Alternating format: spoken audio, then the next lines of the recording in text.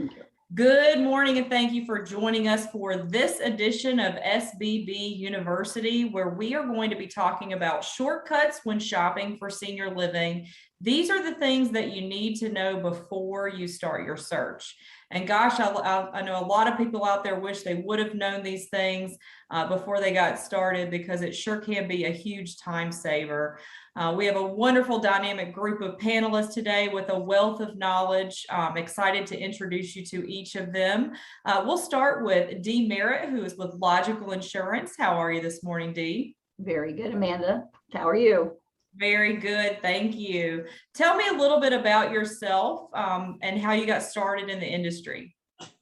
My name is Dee Merritt with Logical Insurance, and we are headquartered in Fort Myers. We started the office. It's a family-owned and operated business since 2007. In the past, I had a finance background, and my passion was really helping people with insurance, and especially Medicare. Very important to me. Medicare is very confusing, and I wanted to make sure that I had all the data and could help people. And so it's my passion to help the senior community do the right thing. It is. All right, next on the docket, we have Bruce Rosenblatt, who is with Senior Housing Solutions. How are you this morning, Bruce? Great, Amanda. Thank you for having me. Now, you've been around the block for a while, haven't you? I have. Tell us a little bit about yourself and what you do. So I have been involved in the senior housing business for over 30 years. I am pretty much the foremost expert on senior housing in Southwest Florida. I formed my company in 2008, and I am probably the shortcut for shopping for senior housing. I help people find the appropriate senior housing, and so that's what I do. It's my company. I'm not a franchise, and I take it very personal and treat people like they're part of my family, and help people through a very difficult decision. Yeah, and you've probably been doing it longer than anyone in Southwest Florida. About what, 30 years now? 30 years. Yeah, long time. So, and it's, there's a lot of different communities, and keeping up with them is keeps me very busy. as you know, Amanda. I know. All right, next we have Miss Carrie Johnson, who is with GOMO Travel. Very unique, and I love to hear your story. So tell me a little bit about yourself and the company. So thanks for having me, Amanda. I've been a registered nurse for 31 years. I'm a certified dementia practitioner, and I founded the business in 2019 after uncovering a need for those who have special needs or any type of disabilities, or just simply aging that needs help to travel. So I found my biological father in 2017, and when I did, he had dementia, and he had the means to travel, but unfortunately he wasn't able to because he couldn't make connecting flights or make plans or even make it to the airport for that matter. So we started the business to help those who need help to travel, and we just relocated to Southwest Florida from Jacksonville, and we're happy to be here to assist for those who need it. Perfect. We're happy to have you in the network. I know that your services are very much needed in our area as people are relocating to Southwest Florida every single day.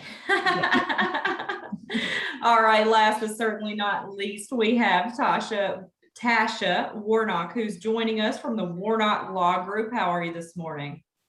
Good. Glad to be here. As you mentioned, I'm Tasha Warnock. I'm the owner of the Warnock Law Group, where we practice estate planning, guardianship work. We do probate, trust administration. We essentially try and help guide all of our clients through all the legal needs that they have for planning for those things in life, where who's going to take care of them, who do they trust to step in and help with some of those financial matters that they might not be able to deal with anymore, and then who do they want to receive their assets when they pass away, and kind of help guide the system. So Perfect. Thank you so much. And this is just a really great overview of everything that you really need to know before you start looking, or particularly in Dee's case, what she's going to talk about is when you are moving in, the things that you need to know. I think we're going to start off with Tasha and talk about like the estate planning side of things, of course, is incredibly important, but what documents do you really need to have in place? And really, this is just in retirement for sure. But when you're looking at senior living, you need to make sure you have certain things in place. Yeah, so we recommend everyone have 4 basic documents. The 4 basic documents are a last will and testament, a durable power of attorney for finances, a healthcare power of attorney, and a living will. They all perform different functions, and they're all important for those functions. So of course, the last will and testament doesn't kick in until you pass away, but the other 3 are commonly called advanced directives, where you name someone in advance of some sort of incapacitating event like dementia or something along those lines. You name them on a legally binding document to be able to step in and help you with your finances or healthcare decisions. And most, if not all, senior living centers require a copy of those documents when you go to move in. They do, and it's really interesting. A lot of people think there's a couple of misconceptions, and number one is that just because you're power of attorney, you can sign a lease in a senior living community and put mom in assisted living if she doesn't want to go. So let's clear up that misconception. Yeah, so especially with like the healthcare type of scenarios, those advanced directives, of course, the person who signs those documents, they retain the right to revoke those documents up until they no longer have capacity. And so just because you might want to move your mom in, if she still has legal capacity and understands what's going on, then she has the right to say, no, you don't get to move me somewhere I don't want to live. And she can change that. Now, unfortunately, it's kind of a blurry line these days because people have a longer life expectancy, and maybe the quality of life or quality of capacity is not what it used to be. And so that's where you kind of end up heading towards the guardianship territory, where you might have to petition the court to say, you know what, does this person have the capacity or not? Are we utilizing these advanced directives, or do they still get to say, no, I don't want to live in the assisted living? And that's where Bruce really will come in. Bruce is the one that talks them into it. So yeah, Bruce, go ahead. I knew you were going to have something to say. I just want you to bring up about the DNR, because I had a client recently who had his DNR and he just printed it on his printer, and I said, no, it has to be on yellow paper. Yellow paper. So yeah. maybe you want to just talk about that. Well, and also talk about the differences between a living will and a DNR, because those are things that people are very confused about too. Different, yes. So I'll kind of talk about maybe 3. So the last will and testament often gets confused with the living will. They're 2 different documents. The names are confusing. The living will talks about whether or not you want to be removed off life support. So people often confuse it also with the DNR based on the language in it. But a DNR stands for do not resuscitate, which you have to get from your doctor, and it has to be on yellow paper, and then you need to hang it on your fridge in a clear place. And so if you come to my law office, we're going to talk to you about a living will and everything. But if you just want a DNR, you get that from your doctor. They sign it, they provide it for you. Yeah. And it has to be on yellow paper. Yeah. Yes. All right, Bruce, I'm going to bounce up to you. I just as she was explaining on, you can't force people to move into senior living. Your job is to convince them why they need to, and you do an incredible job of that. So talk to me about exactly what a senior housing specialist does, and how you go that extra mile to make sure that seniors know and that they're comfortable where they're going. Okay, so to me, it's all about education.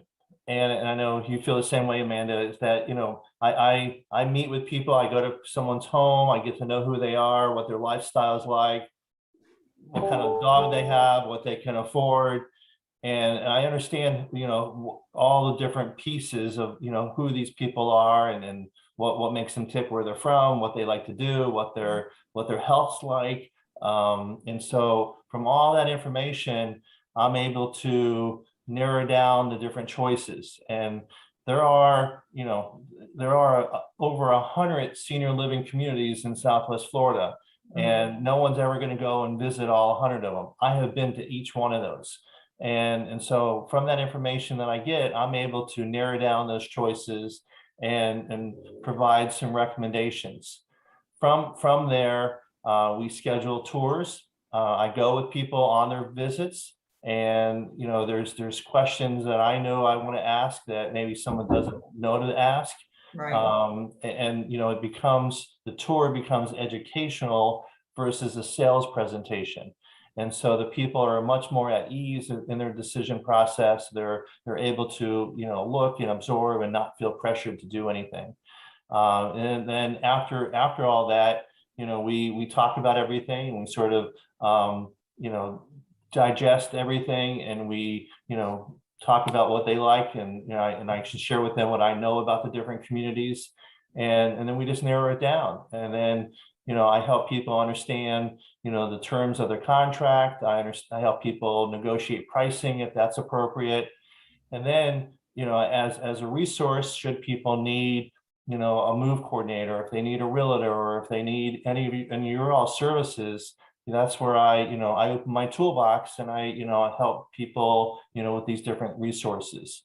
So I'm pretty much hand-holding people through the entire process. And it's complicated, it's emotional, and not many people have their bags packed and are ready to move. So it's a process. You have to work through people and work through their concerns and their fears, and try to find the best option for them. I also do a lot of follow-up with my people who have moved into different communities, and I get a lot of insight from my clients who live at the communities, and I get the real scoop. So I bet. All right. Well, I know a lot of times you're working with adult children who are trying to move their parents here from out of state, and that's where Kerri's unique business comes in. So Kerri, tell me, I know you've shared some really great stories with me about folks that you've helped get over that maybe have dementia and may not have even made it on the plane if it weren't for you. So talk to us a little bit about what it is that you do, because you kind of marry in with everybody on the panel here on what you can provide. Right. Our mission is to get people from point A to point B with safety, comfort, and dignity. And that's really important in the senior population. I think when I think back to my earliest memory of traveling, when I was traveling for corporate business, seeing seniors alone in the airport, especially in Atlanta or wherever their connection was, seeing them alone and terrified, especially if they missed a connecting flight. So, that's really where we come in, because we're travel guardians and travel advocates, and we travel with them. So it's not that we're taking them to the airport and putting them in a wheelchair and hoping that they get to their destination. We're actually flying with them, and or in the case of if they are not able to fly, then we can also drive and take them long distances in a vehicle as well. So it's really a concierge style assisted travel. It's whatever their need is. And I can tell you just from the feedback from family members is, their peace of mind that knowing that their loved one is cared for, and we keep in constant communication with them throughout the trip. We let them know when we're successfully through security, when we're on the plane, that the flight's on time. I'll send pictures, videos, whatever they would like to see, to make sure that they know that their loved one is cared for. So, we've gone all over the US, we've gone internationally. I've even got somebody with advanced dementia from Honolulu all the way to Florida. So that's what we specialize in, and we're here to help. Now that's really interesting. I love that, and I really wish that more people knew about the service that feel very helpless. They want to get their family members here, but they have their jobs and their lives and everything happening in their world, and it's incredibly difficult because they're working with Bruce to pick out the place. They've invested all this time. Now, how the heck are we going to get mom here? So it works out really well. Perfect. All right. When people are moving into senior living communities, talk to me about the different types of the things that they need to know about their Medicare plans and what's going to be covered and so on and so forth. When you're moving into a different area, so when you're moving from one county even to another, or a state or from another country, it's always important that ahead of time you find out what's available in that area and what are your needs. So are you looking to stay at home and live in place, live with your daughter, or are you looking at moving into an assisted living, independent living? Where are you going to move to? So each one of these places accept different insurance. Mhm. And this is where there's some misconception, right? So right now, very, very important, or really rising, are Medicare Advantage plans. And that is in the assisted living facilities, they call them replacement plans.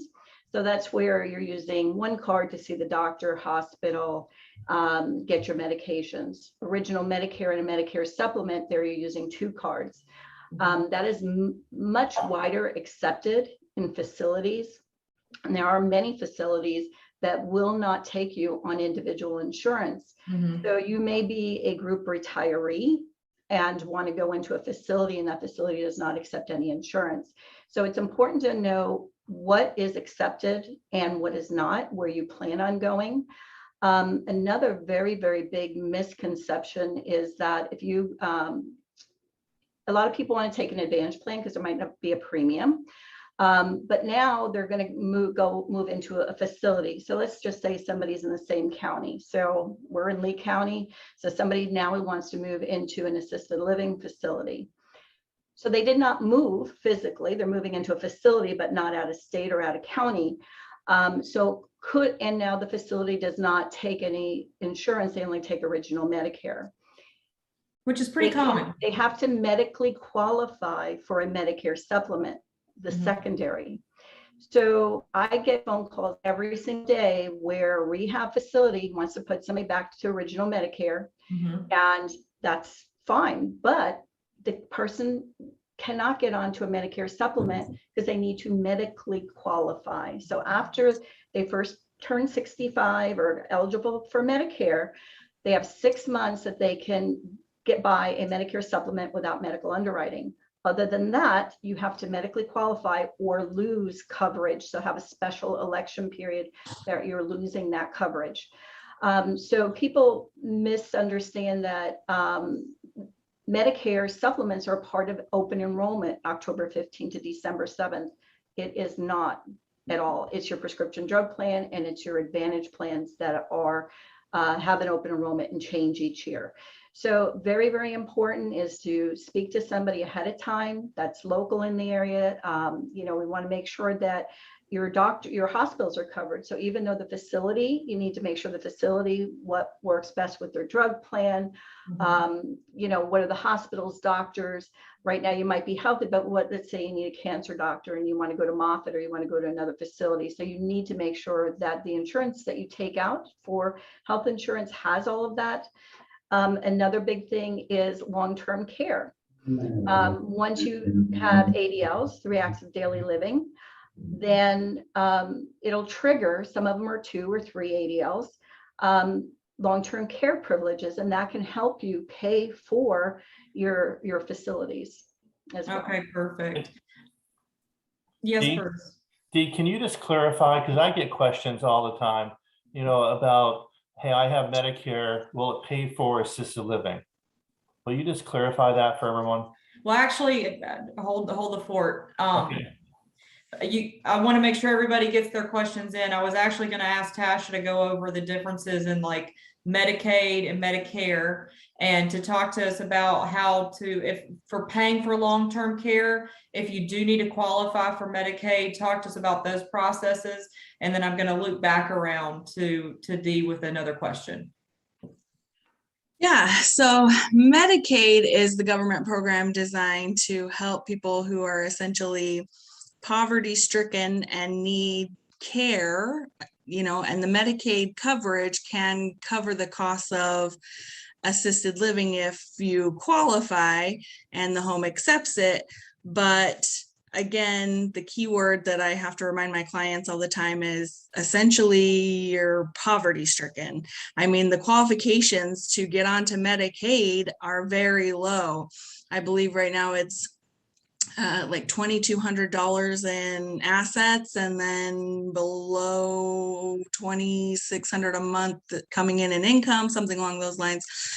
And so, when I have these clients coming in that have $1 million in investment accounts and they're asking me, how can I get Medicaid to pay for my long-term care?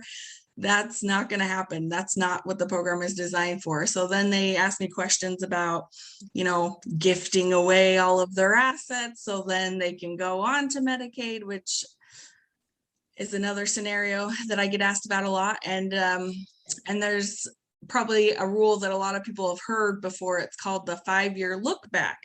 And so that specifically applies to Medicaid and gifts. And so once you go to apply for Medicaid to pay for something like long-term care, they look back on your financial history for that previous 5-year period to see if you have been gifting away your assets in order to qualify.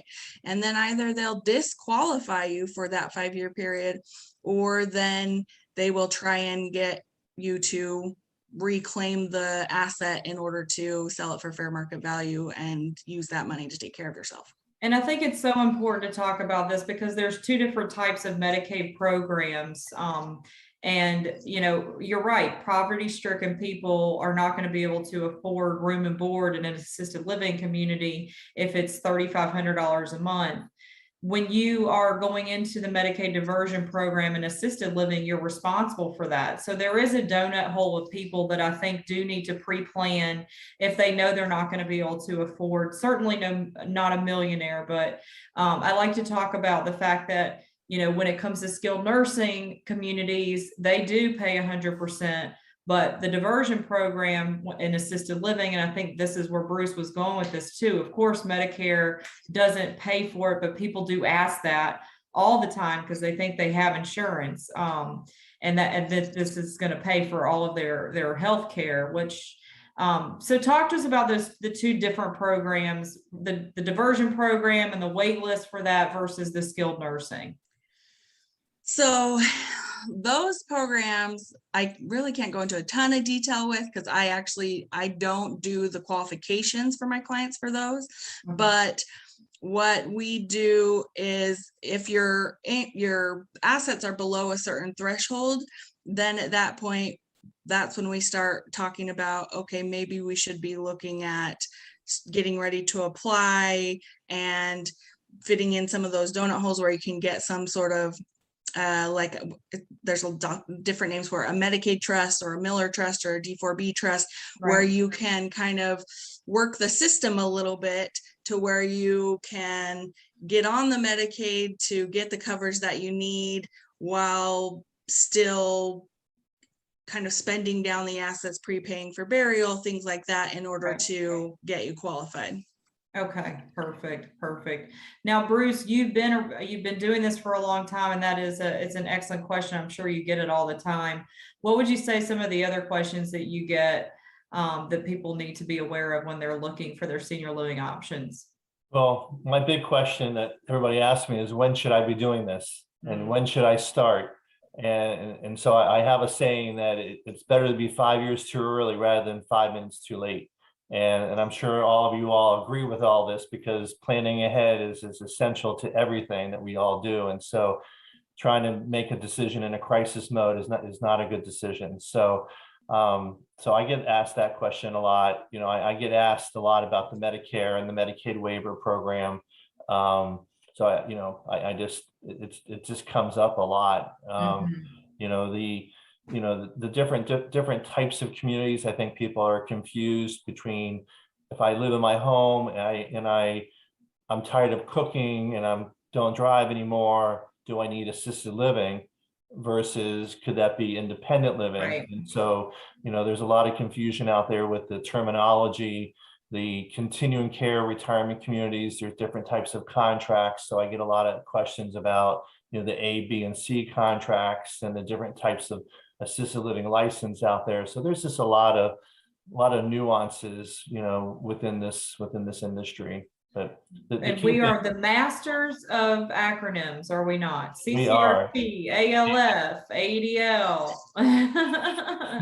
SNF for a nursing home, and Yeah.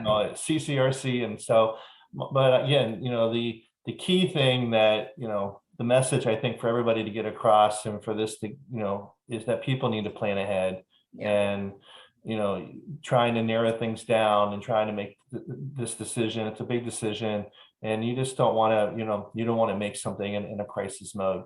Yeah.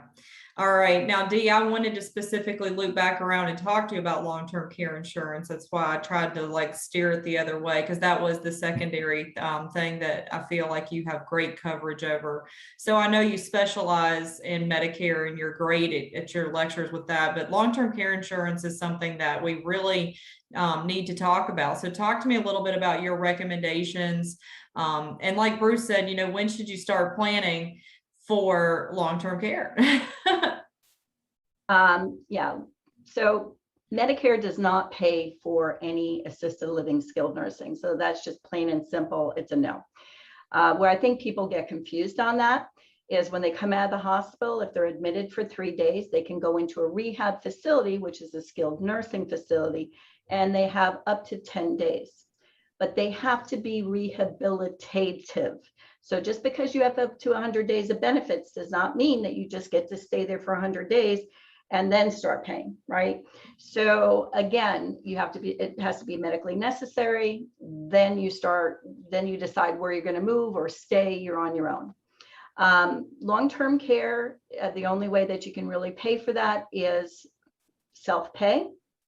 Insurance, so same thing as with health insurance, you're now giving the majority of the financial stress to the insurance company as versus yourself, or you have Medicaid.